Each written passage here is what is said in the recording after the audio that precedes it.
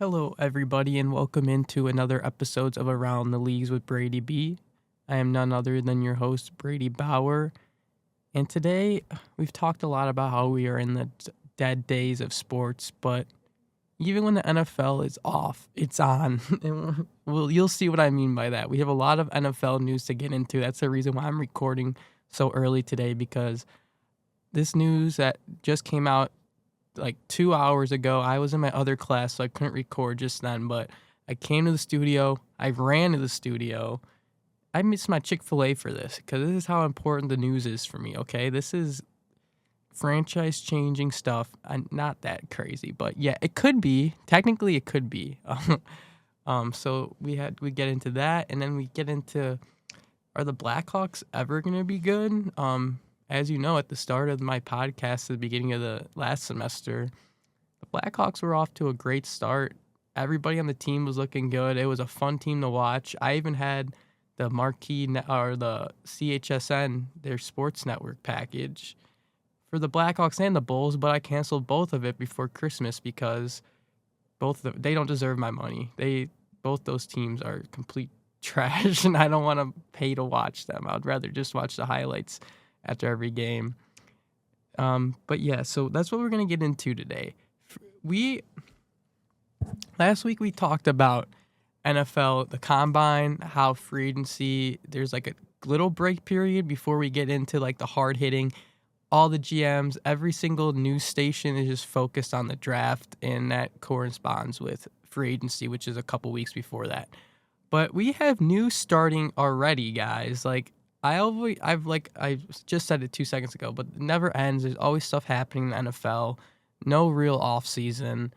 Literally 2 weeks ago, what was it, like a month ago, we had the Super Bowl, and now so many things could change in an instance of a second. We'll get into all of that. But first, we have to start with our Chicago Bears. I woke up this morning to my family group chat. I saw a picture that my brother sent of DJ Moore and his daughter like staring out of their suburban street, nice front yard, looking down the street. And it was obvious what the picture meant, if you could put it together, that they're like saying goodbye to this chapter of their life that they started 4 years ago here with the Bears.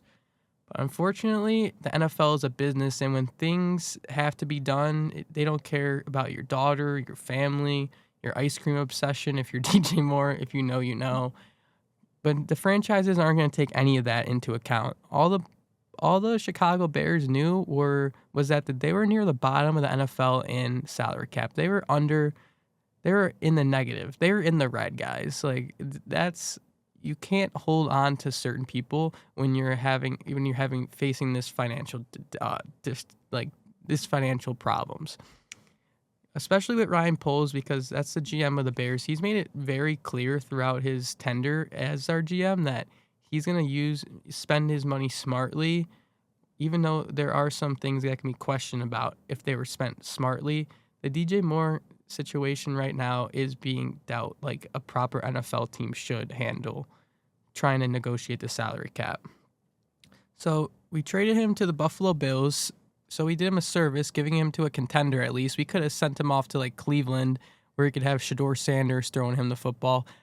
I should use a different quarterback because, as we all know, I love Shedeur. I did not mean any slander, Shedeur, but right now, off the top of my head, you're the worst quarterback I could think of. So I'm happy he didn't go there. And we had to give up a 5th-round pick with him, which is fine. 5th-round picks come and go. I think we had a couple anyway in our stash. But this is when things... Okay. DJ Moore, what were you thinking? When I was coming into school this morning, when I was listening to the radio, all of them were saying that it would be similar to Amari Cooper, who got traded from the Cowboys to the Browns in 2021. Similar to that contract, or that trade, which was, I think, a 5th-round pick that the Browns received, and they had to give up a 6th-round pick. So that's what I was expecting. I was expecting a 4th-round pick, maybe a 5th-round pick if we were lucky. But no, to my surprise, we got a 2nd-round pick for DJ Moore. That is amazing. This is amazing news. People are going to be mad, yes, because he had 2 of the greatest catches in Chicago Bears history one of them against the Packers in the regular season and the other one in the playoffs. So we know that he is a clutch player, but we have also seen that sometimes he just doesn't want to be out on the field, and he just makes it abundantly clear by the way he walks around with his head down, rolling his eyes, going back to the bench and just putting his head all the way back like he just got like shot or done with war.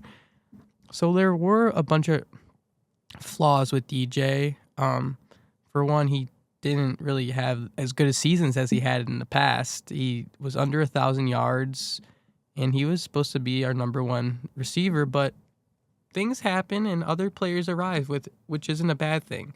The Bears drafted Rome Odunze in 2024 with hopes of him being the next star receiver in the NFL. And you don't need 2 star receivers, especially with one going to be under contract for an extra year than the other one. And then we also drafted Luther Burden in the second round, which is a very high valued pick for a rookie wide receiver. So that was a move that was questioned. And the first half of the season, it didn't seem to make any sense why we would have made that pick at that time in the draft. But we see Luther Burden has a lot of skill. He is a very shifty player, makes the first man miss almost all the time, and he led the league, or was close to leading the league in like receptions per, like yards per reception, which is a very impressive stat for a first year player who didn't have a lot of reps in the preseason because of problems with the playbook. But it's a learning curve. The offenses in the NFL are complex, especially when you're playing under Ben Johnson. You're gonna have to work every single day and not be lacking, or else he's gonna acknowledge that. Like, his saying is no block, no rock, which I love. At first I was scared that was gonna be more of like the hits principle that Eberflus implemented, but luckily we did not have to deal with the failure of that, and we actually had people buying into the scheme. So it shows that the move was made. At least we have like things to fall back, and I even fall back on, because I don't even call them falling back. It's just people rising up to even higher heights than they were at last season, which is amazing for every team, wherever you are, whatever your position is in the NFL. You always want to get better with players you draft, and the Bears are doing that. And I didn't even mention Colson Loveland in those conversations. It's been shown across the NFL that you don't need a true number one, and I wouldn't even classify DJ Moore as like a number one, like a clear number one. No, he's like a number 2 at best. But we've seen, like with other teams, they could build around the tight end position. Look at the Chiefs since Tyreek Hill's left. They've had their offense literally only surrounded by Kelsey. He's been the facilitator of that whole offense, and when we've seen the last like year and a half when he hasn't really played to the standard we're used to him playing at, the Chiefs have been able to get caught by other teams, and we saw that last season when they didn't even make the playoffs. So I think we have no reason not to trust Ben Johnson. I said Ben Johnson over Ryan Poles because it's clear that last year in the draft, Ben Johnson had a lot of his hands on that draft, because we literally went wide receiver, 2 offensive position that weren't needs in the first 2 selections that we had. So I'm going to beat the dead drum. I'm confident in this front office now that they're making the right decision. And it kind of prevailed already, because we saved $16.5 million in salary cap by trading DJ Moore. That puts us right back over from being in the negatives. Now we're 16th in the league at that point from when for most salary cap in the league. But it doesn't even end there. I mean, unfortunate news we did receive earlier in the week is our Pro Bowl starting center, Drew Dahlman, is unfortunately retiring, which came as a shock to everybody, because last year our offensive line was our focus. Now we're going to have to focus on that again. Last year we got Joe Thuney, MVP caliber lineman. Yes, MVP caliber. Then we have Jonah Jackson, who was a great right guard for us. Then we got Drew Dahlman, which was every single Bears fan's number 1 priority going into free agency, was signing him. We got him signed, and we didn't have any problems with the interior of our line. The only problems that we kind of did face at times was left tackle, but even that got shored up by the playoffs when we had Ozzie Trapillo starting at left tackle. And right tackle, we're in great hands because Darnell Wright is playing some of the best football he has played in his career. He's back into shape after questions about that in training camp and whether he actually loved the sport of football. But I think all of those have been answered, and it's pretty clear that he's going to be a foundational piece at right tackle going forward. And I wonder, because I know last year there were discussions before the season about if Darnell Wright was going to be right tackle for his whole career or if they're going to move him over to the other side. I personally think that we should keep him at right tackle and find someone else to fill that gap at left tackle. But at the same time, we need a center. So I don't know. Can we just fill the center position and then get by with a below average left tackle position like we did for most of last year? But the one thing that the Dahlman retirement did bring is more salary cap. It's being reported that we will save about $10 million from him retiring, which is more money. So keep adding that on. That's like $26 million of new money just found in a day and a half of NFL free agency. That's all we need. That gives you money to work on all the needs you have to do. We have linebacker needs, we have safety needs, D-line, and then previously mentioned center and left tackle. Way less needs that we've had in the past, but nonetheless, still very important positions that need to be filled up before we can think about being competitive in the playoffs again. Another move that could save the Bears money that has already been reported that's going to happen is Tremaine Edmonds being cut. This is going to save the Bears $15 million, which is keep adding all this money on. That's what you have to do. Now we have a lot of avenues to explore because we have a lot of avenues to explore right now because we're also in that DJ Moore pick. We got the second round pick. So we have 2 second round picks, a third, a first.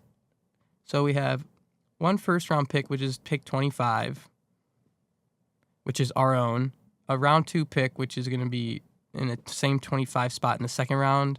Then the Bills pick, which is right after us. So we're going to have the second round 26 pick. Then we have the third, a fourth, and 2 sevens.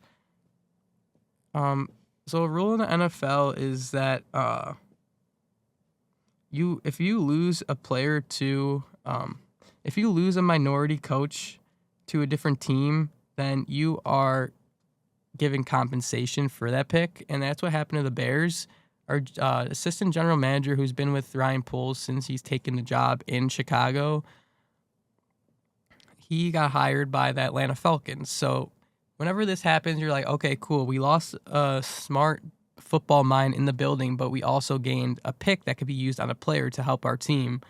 But there's been a lot of discussion surrounding this compensatory pick specifically, because previously to Ian Cunningham being hired as general manager, the the Falcons made a new role in their front office known as the president of football. Just the president of football.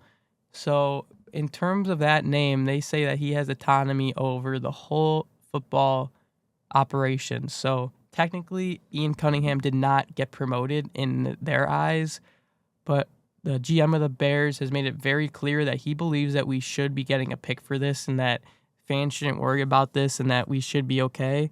If this is the case, even better for us, because there's a lot of discussions of what we're going to be doing. The big debate is whether we're going to trade for superstar pass rusher Max Crosby, who's been with the Las Vegas Raiders, or sign Trey Hendrickson, who is a little bit older but has the experience, has been in the Super Bowl, been in playoff runs, played in so many division rivalry games. He would be a great presence to have on the Bears. So if you want to look at it from that perspective, would you rather have Max Crosby, a player who's going to be demanding a lot of money when you're going to have to pay different players on your roster, such as Caleb, Darnell Wright, Caleb, Darnell Wright, Rome, Luther, our center, our guards. Yeah, so there is. You don't want to get too crazy and make a splash move that might only shore up one spot of your team, because then that'll leave us back in the same position that we were before we made all these cuts, like to Dahlman, Edmonds, and more. We'll be right back to the negative if we just make one big splash on Max Crosby. And to go along with that, then we'll lose our draft picks too. So not only will we not have any money to spend in free agency, except for mid-level exception guys, we will have no picks to get better in the offseason. So basically, in the draft. And so then that basically just cuts you out of a whole offseason. And then when the next season comes around, you're going to have to make more decisions, manage your money better, reconstruct contracts just so you could fit him into the plan. So, and then if you go towards the Hendrickson route, you're just paying him. You could pay him 2 years, let's say $18 million. That's a team-friendly deal. I don't know how inclined he would be into taking a team-friendly deal, but he has to understand he did miss a whole season. So it's not like he's just not being respected just because of who he is. He's just been injured, and I believe he came back and then got injured again. So it's probably a turnoff for a lot of GMs with those injuries, but I would rather go that route and get a player. I'm not even looking for a player that's going to get like 18 sacks a year. I just want someone to get like 11. 11 sacks is a baseline of what I'm asking for. And I think Trey Hendrickson could definitely do that for you. So if you take that into consideration and know exactly what you want and don't get too greedy, I think Trey Hendrickson could fall perfectly into your lap.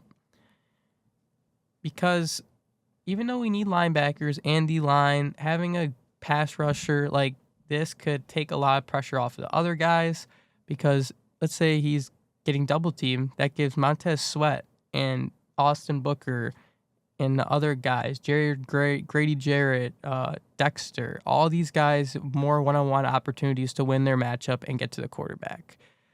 So, I think Trey Hendrickson is the play. We can find out about that on Monday, because that is when all of the free agents start. And the first few days, if you're in the first few waves of players getting signed, you're going to be getting the big money. Anything after that, you're kind of getting lower tiered money just so they can fit you onto the roster and not go over their salary cap.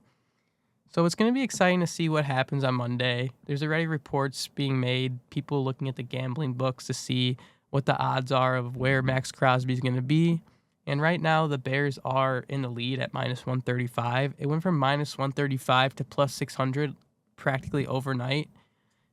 And if you don't know betting, this happens for a couple of reasons. Either the book knows something that the fans don't, or a large sum of money has been bet on something, so they increase the odds so that more people can't do it, juice it, and then they lose a lot of money. So that is what we are seeing right now. And then, like we've been saying, the whole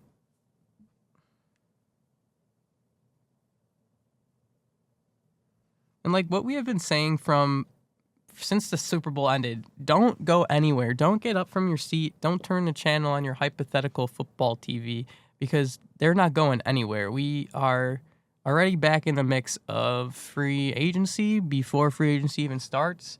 So free agency officially starts this upcoming Monday.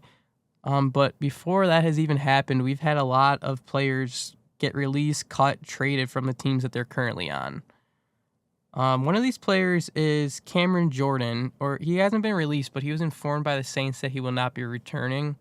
Me and Cameron Jordan go way, way, way, way back. My best friend growing up was a huge Saints fan. If you remember the miracle in Minneapolis, it was the throw to Stephon Diggs from Case Keenum that ultimately won the Vikings that game against the Saints. And my best friend was a Saints fan, and he just kept complaining about the refs, because this came after the Rams year. It was a year after it, so they got screwed by the refs, and then they had the Minneapolis Miracle happen to them. So my friend was just down bad, and he was looking for anything to complain about. So he was starting to blame the refs, and then Cam Jordan started hopping on the blame the refs train. Wore ref outfits to Halloween to the locker room just to show F these guys. So it was a very, very, it was funny, because I did not like the Saints at all because my football rivalry from my young football team was the Saints, so that even made me hate them even more. But Cameron Jordan's going to be a free agent. He's a leading sack leader in the New Orleans Saints history of their franchise, which has been around a very long time. Um, like I said, I'm not a big fan of Cameron Jordan. He's a big complainer, but he still can get down and dirty. Like Calais Campbell, when you look at your TV and you see him on, you're like, how is he still going? And that's kind of the same with Cameron Jordan. He still plays with that same motor. He's still a great leader. I don't see the Bears signing him because if we don't make a bigger splash, a Cameron Jordan signing, a 36-year-old Cam Jordan signing would not be defense changing. No, that would not be defense changing at all, and we would be stuck a lot more. Jonnu Smith. Jonnu Smith is a great tight end. Patriots. He's been on the Patriots, then he went to the Dolphins, where he had like the best years of his career, and he got traded to the Steelers again. The Steelers talk was mostly centered around, or the Steelers trade was mostly because of just a throw-in pick, because that was the Jalen Ramsey, Mika Fitzpatrick deal. So all those guys were kind of thrown in that deal together. So I'm guessing he was just traded to the Steelers for salary cap reasons. So maybe he was never like a true fit that they wanted. Plus the Steelers have Darnell Washington and Pat Freiermuth still. So 3 tight ends would kind of be outrageous for a team that doesn't even have a quarterback as of right now, and a new coach coming in who definitely does not want a 31 personnel being ran like 60% of the time. So them releasing him also saved $8 million. And the Steelers are also very not that good with the salary cap right now. They have a lot of players that get a lot of big-time money, and a lot of them are not even on the offensive side of the ball. All their payments are on the defensive side of the ball, which isn't bad for the Steelers because that's what they're like made up to be, is like a defensive-focused team.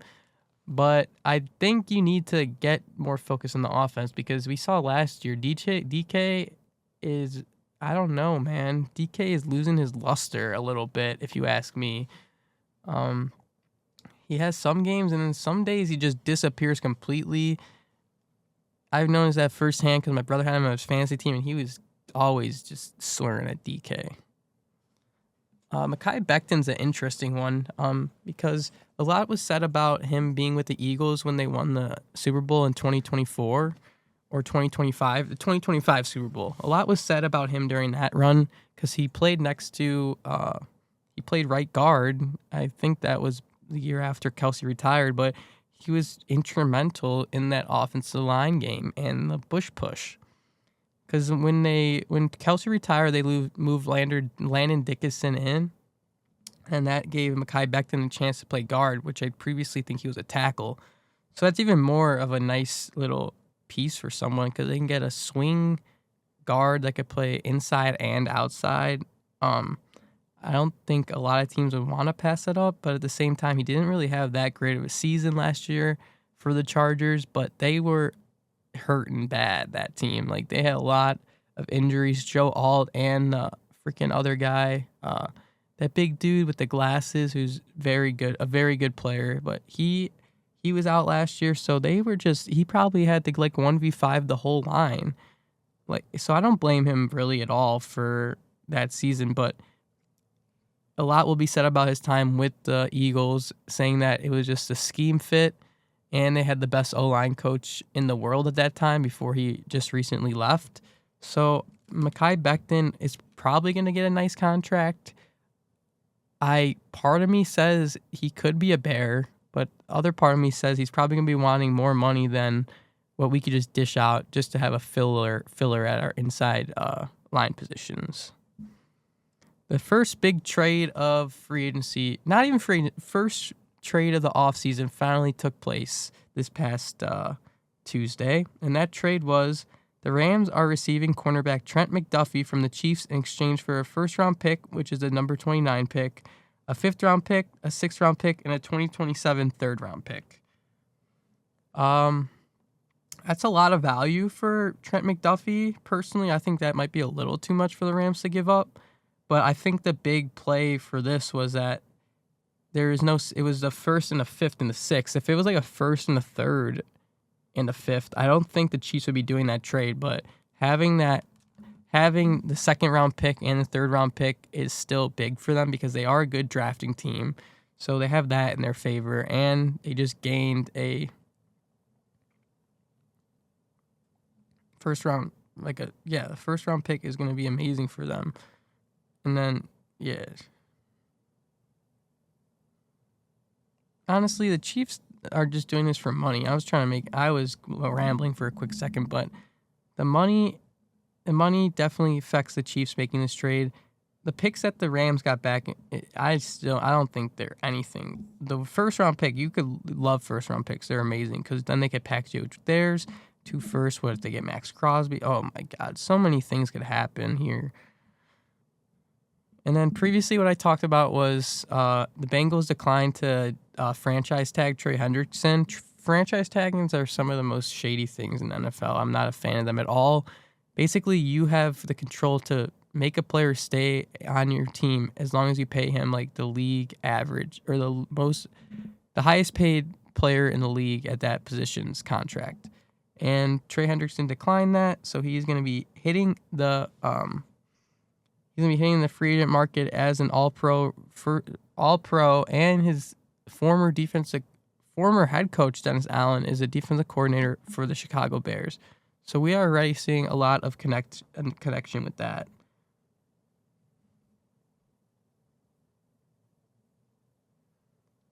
Another one that makes sense because players get expensive, especially after they have great seasons, is Kenneth Walker. Kenneth Walker, reigning Super Bowl MVP.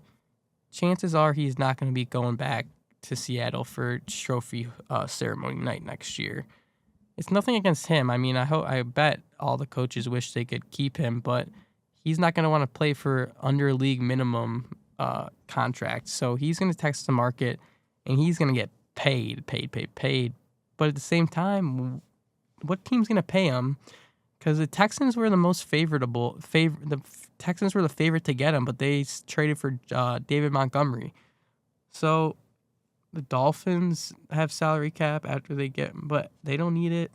The Bills don't need it. The Patriots don't need it. The Bears don't necessarily mean it unless they find it years later off the side of the road.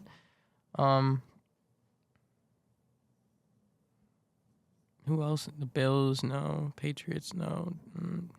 Jets, no. Giants. Giants could be an interesting place, especially Cam Scatterboo's coming back from his leg being literally torn off his body.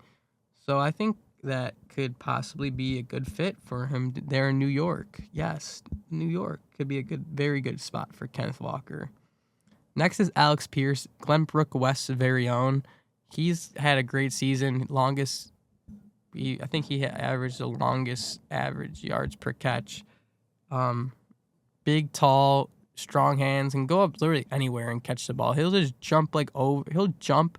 His butt will get over your shoulder, and he'll get clipped by you, and he'll still somehow land unfazed, just feeling the vibes. But he's going to be another player to watch. Most people are saying he's going to stay with the Colts, but I think he could go anywhere and be an instant factor with the team because he knows his role. He knows he's not going to be a gadget guy doing trick reverse sweeps. He's going to be a tactician and get open, do what else is best for everybody else. The Chargers, DN Odafe Owa. People have been hyping him up, but literally 4 of his sacks of his 11 last year came in the playoff game, the wild card game. So I feel like if the Bears make this signing, it's literally Abo Dangbo 2.0. That's Dangbo 2.0. Not gonna be on the field very much. Gonna try to fake injuries.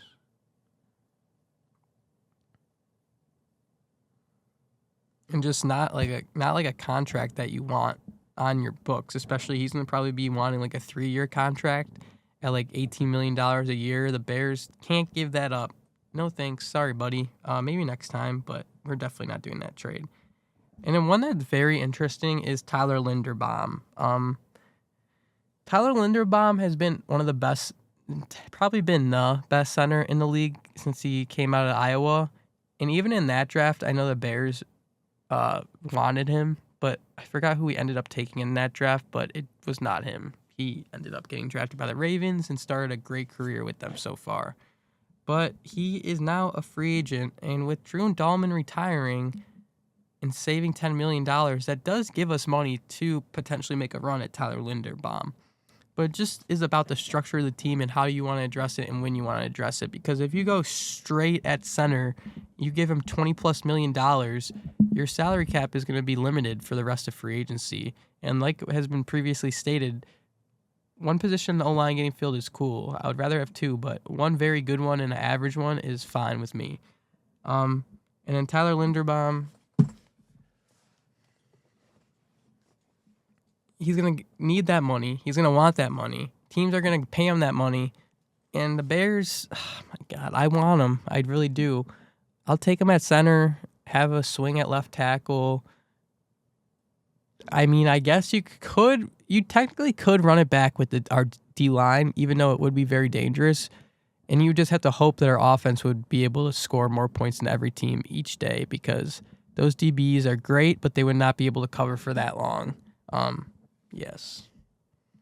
So that's all about the NFL news today. There obviously was quite a bit. And this is only going to get crazier. Like, literally during this episode, I had my phone out the whole time, and I thought there was going to be some more stuff dropping, but it's been on a lull for a little bit here. Haven't seen any Adam Scheffler notifications or anything like that. The only thing I have... Ooh... So 3 hours ago, I don't know how I missed this, but report, the Bears aren't done in the trade market. They have been on the phone all day with the hashtag Raiders. Chicago has two firsts on the table, while Vegas wants a starter to throw in the mix.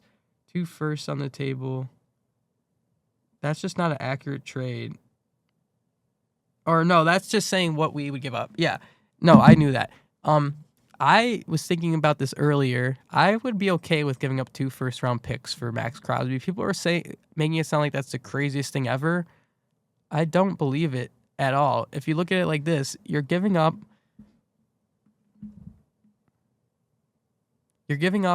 one pick for this draft. Let's say it's this draft, 2026. Boom. That player's already done. Say, instead of looking at it as a trade, say we drafted Max Crosby, kick that pick to the curb. All right, now we go to next year. It will be annoying, like, going down in the stretch if we're bad and being like, oh, frick, we don't have a draft pick to get hyped out about this offseason. But we have Max Crosby still. And at that point, you would be expecting us to be close to the end of the Super Bowl. So the draft is going to be the question second, way in the back of our mind. We're not used to this as Chicago fans because we've been programmed with the freaking losing teams and not anything changing from it, but the losing teams, we're starting to make some moves, guys. Like, I'm confident in this front office. They know what they're doing. And going on during all this, which is kind of taking a back seat. I mean, no, not a back seat, but I've made it clear from the beginning of this podcast that I'm not the biggest hockey fan. I like watching hockey when it's on. Got super into the World Cup or the Olympics. I got into Four Nations last year when they did it. But the Blackhawks are scaring me right now. They've been rebuilding ever since it feels like Patrick Kane has left the team. But since then, the moves from my standpoint, a casual hockey fan, have been questionable. We had Connor Bedard, like we were literally tanking for Connor Bedard this season when we had Patrick Kane.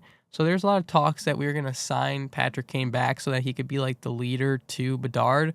But that never happened. Tays retired, Hossa, Sharp, Seabrook, everyone's gone. No one's staying. No one knows anybody on the Blackhawks. We got Connor Bedard. Season ticket sales skyrocketed. Everyone bought him out. It was insane. But before all this, or before he had the hype, now after the hype, he's still a very great hockey player. But people are starting to question, oh, he was labeled as he was going to be one of the best ever, and he's just doing this stuff. I would be ticked off if I was Bedard. But this season, the start of the season, he was killing it until he got cheap shotted and broke his shoulder. That ultimately led to him missing like a month of the season and then not being on Team Canada, which I'm sure sucked for him because he probably deserved it more than some of the other players, especially because he was literally playing some of the best hockey I ever saw in my life. He was starting to look different on the court. And since he's come back, we've played, 3 games, 3 or 4 games, and he has 2 goals, a couple assists. I'll take that every day of the week. As long as I see him in the scorebook, I'm fine with it. It's the days when I look and I see him with no shots is when I get concerned, because there's no way he should not be there's no way he should not be taking shots. I don't care if they're wristers from on the side of the net. Get something on the net, bro, please. But honestly, like I said, casual football or casual hockey fan here, I was not really sure on what the hell was even gonna happen during the NHL trade deadline. I don't know who gets traded. I don't know if it's a common thing to trade players, draft picks, what's going on here. I know last year the Blackhawks traded that Seth dude to the Panthers for Spencer Knight, which is apparently going to be our best goalie. But things have, when we started off so good, things have definitely changed since then. I thought we were going to have a sport to look forward to in the spring, but unfortunately, since the Blackhawks and the Bulls are both trash, that is not going to be a case. I was so in on both of them. I literally had NBA or the CHSN app, the one that they use combined together to watch their games. I bought the double version, so I had the Blackhawks and the Bulls. But guess what? Now I have a 0 version because I crossed that out and canceled that subscription before Christmas because that's when the season fell apart for both of their teams. So the trades that we are going through, they just gave up completely on this season, man. They're trying to go for Gavin McKenna, who's also Connor Bedard's cousin. So what if we have a set of cousins on the team? That would be some Tracy McGrady and Vince Carter stuff. But yes, we need that. That would be amazing. But going back to the hockey, here's a trivia for you. What athlete in Chicago is the most tendered? Who's been here the longest? I'll give you 3 seconds to think about that. Okay, time's up. If you said Connor Murphy, you are correct. And if you don't know Connor Murphy, you're fine. You're fine. I don't blame you. He's the most generic looking hockey player you could ever find. Yes, so Connor Murphy, I'm sorry, give respect to the guy. We traded him straight up for a second-round pick. In my opinion, if he's our longest tendered player, I feel like we should get more than a second-round pick for him because, what are we doing here? He's just not. He's not doing what? What he's been on the team for that long to do what? Nothing. Come on now. And then the other trade that I saw was, we made a trade with the Edmonton Oilers again, so that's where Murphy was sent. The Oilers are just desperate to try to beat the USA in something. But the Blackhawks traded Colton Dock and Jason Dickinson in exchange for Andrew Mangiapane and a 2027 first-round pick. Cool. I keep seeing these trades. 2 years ago, I saw trades. Oh, we have first-round picks in 2026. Going to be great. These players are going to be ready to go right away. I'm pretty sure one of the guys we drafted last year and the second pick just absolutely sucks. That's what everyone's saying. So that's not good. That's definitely not good at all. Colton Dock, I thought, remember, I'm a casual hockey fan. I thought he was a solid player, but after reading and doing my research, everyone was saying he didn't play that much on the Blackhawks, and when he did, he was more of just a physicality guy. He didn't really have any offense and was just slightly above average on defense. So, it's good that we get rid of him and give young players a chance to come up and earn a chance for them to stick around, or it will be the same defeat for them as well.